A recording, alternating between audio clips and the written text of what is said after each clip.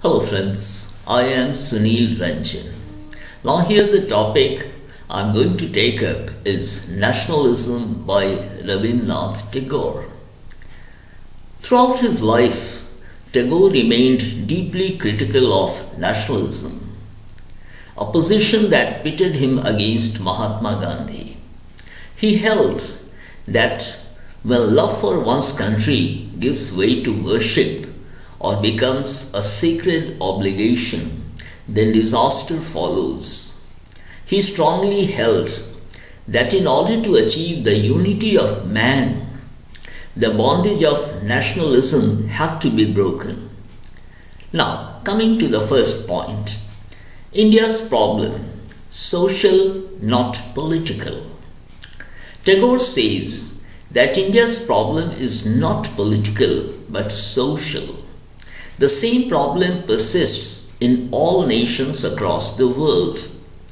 Whereas politics has dominated Western ideals, India tries to imitate them. Europe continued to have racial unity from the beginning. As natural resources were not enough for the inhabitants in Europe, politically and commercially, their civilization became more aggressive. They have no internal complications. They had to deal with their strong and plundering neighbors. They stayed united and organized and plundered, and the same process continues even today when they are out to exploit the whole world. But from the earliest beginnings of history, India has continued to have racial problem. He says that each nation must be conscious of its own mission, and India gets a sorry figure when it tries to be political. The Indian nation has not been able to accomplish its mission of racial unity. Tagore goes on to the question of racial discrimination in America, where red Indians and Negroes are not treated well. Now the second point, adjustment of races in India. Despite difficulties, India has tried to make an adjustment of races, to acknowledge the real differences between them and seek for some basis of unity that has come from the teachings of saints such as Nanak, Kabir, Chaitanya and others to believe in one God. Tagore says that India has been what the world is now. The nations of the world are uniting today through scientific inquiry and facility. Such unity is not political. He says that there is only one history, the history of human civilization. History of nations are merely the different chapters of human history, and India is willing to suffer for such a great cause. Now the third point is self-love. Tagore speaks of individual interest that leads one to fight with others. But man has also higher instincts of sympathy and mutual help. Those who are lacking in it and cannot be with their fellow beings must perish or live in a state of degradation. He says that only those people have survived and become civilized who have believed in the strong spirit of cooperation. Now the next point, geographical limits of countries. Earlier, when the geographical limits of countries and the facilities of communication were small, the dimension of sense of unity was also small. Men stayed united within their own areas and fought against others. The moral spirit of unity was the true basis of their greatness, which further promoted their art, science and religion. Those who came in close contact with other groups truly understood and realized the deep meaning of the higher sense of unity and made their mark in history. Now the next point, and that is close proximity of nations in the present age.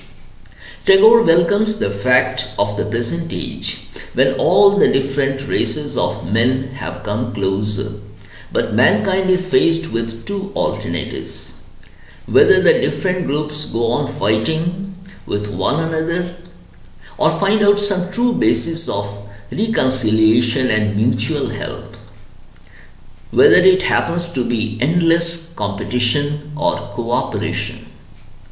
Well, now the next point, moral power of love and vision. Tagore is of the view that those who possess the moral power of love and vision of spiritual unity have the least feeling of enmity against aliens, and sympathy with others fit in the present age remarkably well, and those who are intolerant and continue to fight get eliminated. The help of higher nature only can solve this problem. Hurting others and making money anyhow fails to help, as their crushing weight and enormous cost seriously hampers human freedom in the larger life of a higher civilization. Tagore says that the geographical boundaries have today become imaginary lines of tradition without any real obstacles. So in the present age, man's moral nature must deal with this great fact seriously or perish. The first impulse of this change of circumstance is man's baser passions of greed and cruel hatred. If this persists and machines and storehouses cover this fair earth with the dirt and smoke and ugliness, then it will end in suicide.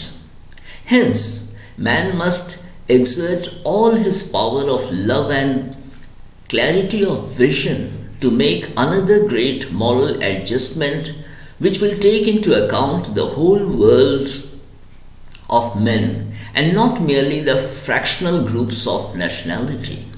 For then only man will discover his soul in the spiritual unity of all human beings.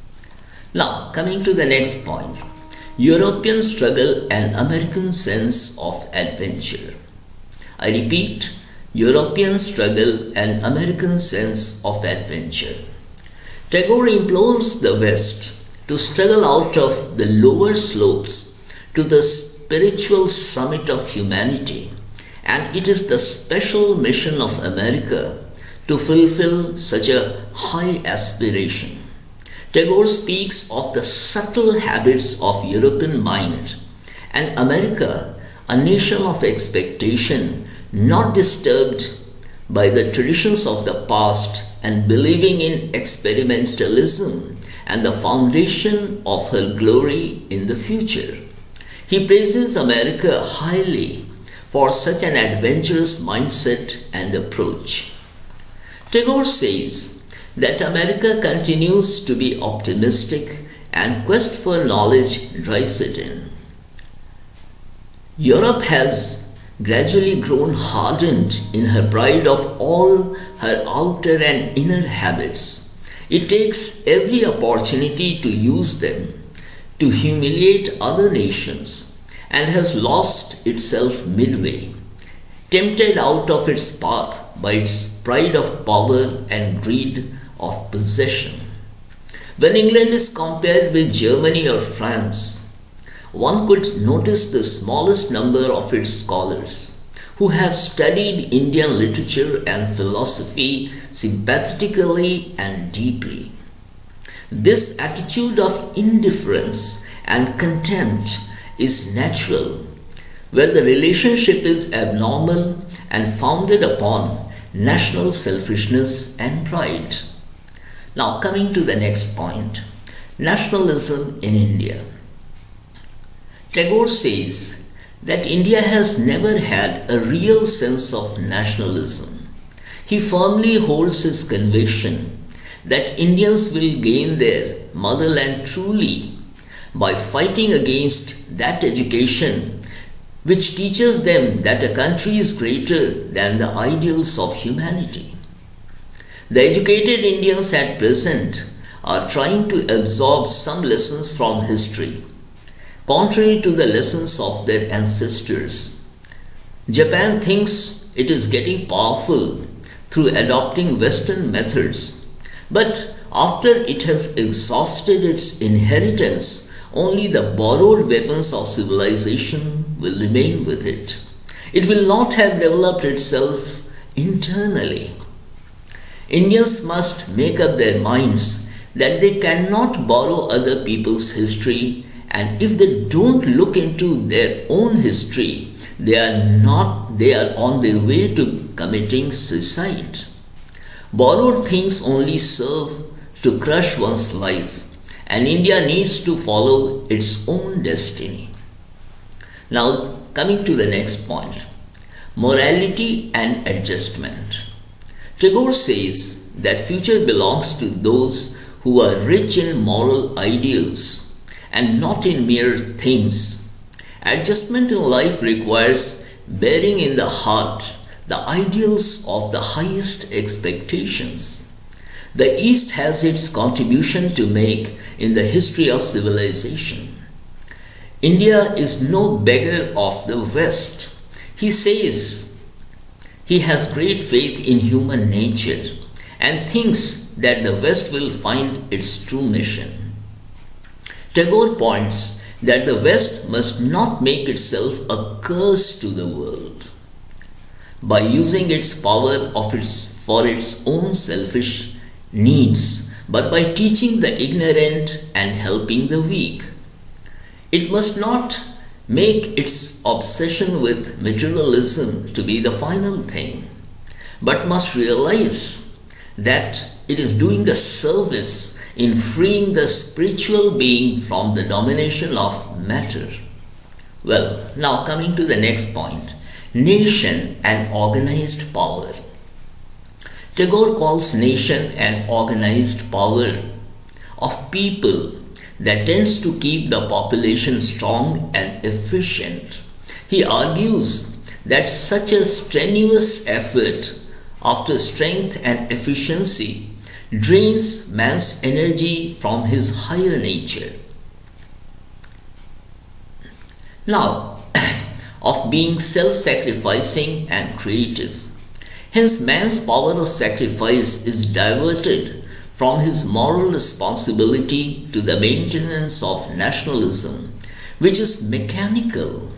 While doing so, he fails to feel the satisfaction of moral exaltation and becomes disturbingly dangerous to humanity. Man feels relieved of the call of his conscience and transfers his responsibility to machine, which is the creation of his intellect and not of his sense of morality. Now coming to the next point, nationalism, a great menace. Tagore says that nationalism has been the cause of India's troubles. Indians have been ruled and dominated by a nation that has been strictly political in its attitude. Indians have tried to develop within themselves, despite their inheritance from the past, a belief in their eventual political destiny. Now coming to political parties in India. Tagore speaks of different parties in India with different ideals. Some are struggling for political independence, others think that the time has not arrived for that, and yet believe that India should have the rights that the English colonies have. They wish to gain autonomy as far as possible. Earlier in history, there was not such conflict between parties as it is today. The party, Indian Congress, had no real program and had only a few grievances to be taken care of by the British authorities. They wanted larger representation in the council house and more freedom in the municipal government. They wanted scraps of things, but had no constructive ideal. What India most needed was constructive work coming from within itself. Indians have to take all risks for moral victory at every step by their failure and suffering, and show those in power over them that Indians had the strength of moral power, the power to suffer for truth. Where they had nothing to show, they only had to beg.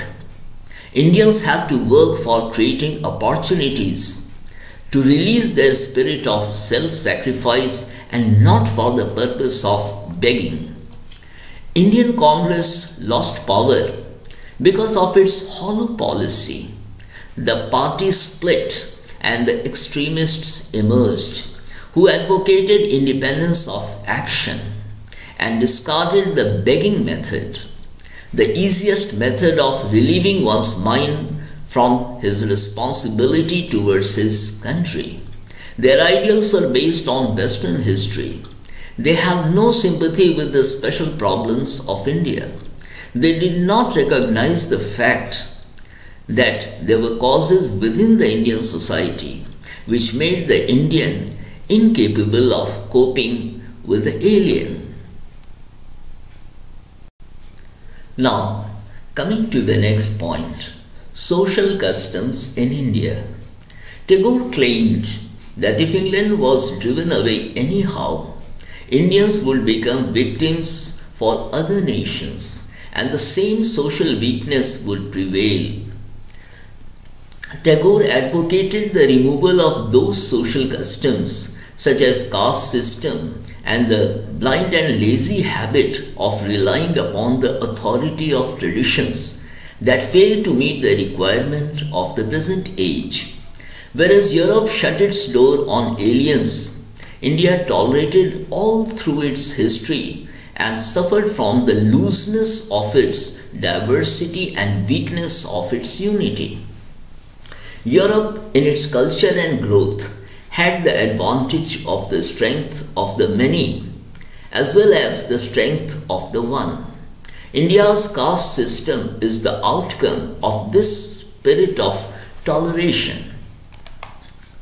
Tagore held that India accepted social diversities as natural, but the nation failed to realize that differences in human beings were not like the physical barriers of mountains, fixed forever.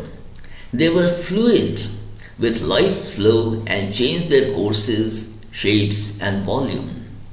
Now coming to the next point, unwillingness of India to accept changeability.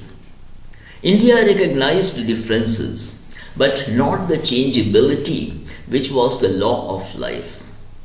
In trying to avoid collisions, India set up boundaries of immovable walls, giving the negative benefit of peace and order, but not the positive opportunity of expansion and movement.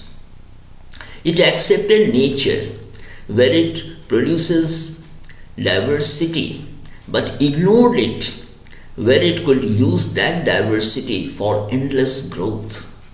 India treated life in all truth where it was manifold, but insulted it where it was ever moving. Now, coming to the next point, professions and castes. In order to avoid clash of trade interests, India associated different trades and professions with different castes. It led to continuity of jealousy and hatred of competition that breeds cruelty and pollutes the atmosphere with lies and deception. India laid all her emphasis upon the law of heredity and ignored the law of changeability, and thus gradually reduced arts into crafts and genius into skill. Now the next point, harmony of reconciliation. Not only in her relation with aliens, but also with the different sections of her own society, India failed to bring harmony of reconciliation. The spirit of conflict and competition is allowed full freedom, as its origin lies in the greed of wealth and power. It can cause violence only. In India, the production of commodities was brought under the law of social adjustments. Its basis was cooperation for fulfilling social needs. But in the West, it is guided by the impulse of competition, whose end is the gain of wealth for individuals. Now coming to the next important point, materialism and loss of energy. Tagore pointed to the fact that exceeding the limit of food exceeded the limit of health. Similarly, the lust for wealth and power becomes an unending process. Western people spend a lot of their vital energy in national carnivals of materialism by producing things and neglecting the creation of ideals. Tagore questions whether a civilization can ignore the law of moral health and go on in its endless process of manufacturing material things. In India, the social instincts imposed restrictions upon the requirements, but in the West, the spirit of the economic organization with no moral purpose pushes the people into the perpetual pursuit of wealth only. Now coming to the next point, regulation of passion and cultivation of disinterested love. Tagore was of the view that the ideals that strive to take form in social institutions have two objects. One is to regulate man's passions and appetites for his harmonious development, and the other is to help him in cultivating disinterested love for his fellow creatures. Therefore, society was the expression of moral and spiritual aspirations of man, which belonged to his higher nature. Now, the next point, social idealism and sense of freedom. Tagore said that food was creative as it built human body, but wine stimulated it. Social ideals created the human world, but when human mind was diverted from them to greed of power and gets into the state of intoxication, humans began to live in a world of abnormality where their strength did not remain health, and human liberty failed to lose its essence. So political freedom did not give freedom when mind was not free. Tagore held that people who got their political freedom were not necessarily free. They were only powerful. Their uncontrolled passions created huge organizations of slavery in the disguise of freedom. Those who ranked money as their top priority sold their life and soul unconsciously to the rich. Tagore said that in the so-called free countries, the majority of people were not free. In fact, they were driven by the minority to a goal which was not even known to them. That became possible only because people did not acknowledge moral and spiritual freedom as their object. They just believed in movement and took it to be freedom. But they finally collapsed as man's truth was moral truth, and his real freedom lay in spiritual life. Those Indians who believed that mere political freedom would make them free had accepted their lessons from the West as the gospel truth and lost their faith in humanity. Now, coming to the next point, political direction and social slavery. Tagore maintained that the general opinion of the majority of nationalists in India was to employ all their activities in the political direction. They were never ready to blame their own social inadequacy that had led to their helplessness. Indians accepted their ancestors' supernatural power and followed them blindly. For all their miseries and shortcomings, they blamed the external forces. That was the reason why they thought that their one task was to build a political miracle of freedom upon the quicksand of social slavery. They wanted to block the true course of their own historical stream and only borrow power from the sources of other people's history. Now, coming to the next point, caste conflict and repulsion in India. Tagore said that when Indian nationalists talk about ideals, they forgot that the foundation for nationalism was lacking. Those who upheld such ideals were themselves the most conservative in their social practice. Nationalists cited the example of Switzerland, where in spite of race differences, the people had solidified into a nation. But in Switzerland, the races could mingle. They could intermarry because they were of the same blood. In India, there was no belief in being of the same blood. As far as Western nationality was concerned, the nations there did not have that physical repulsion as Indians had between different castes. Tagore questions such barriers against fusion of races and castes that endangered political unity. Now the next point. Now this is tyrannical social restrictions in India. Tagore observed that social restrictions in India were still tyrannical and made men cowards. They had their own sets of thoughts, but they feared society and continued to live a life of untruth. Tyranny only added to the inevitable lies and hypocrisy in the Indian political life. In the name of freedom, moral freedom was sacrificed. At the beginning of the British rule in India, Indian industries were suppressed and no help came to enable them to stand against the big commercial organizations of the world. European nations wanted Indians to remain purely an agricultural people that offered food to them. India therefore had a very little outlet for its industrial originality. Now the next point, role of commerce. Tagore held that it was untrue to say that commerce lacked the dignity of grace. To him, beauty and her twin brother, truth, required leisure and self-control for their growth.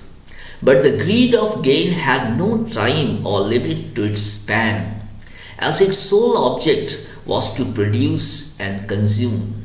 It had no hesitation in crushing beauty and life out of humans and molding them into money.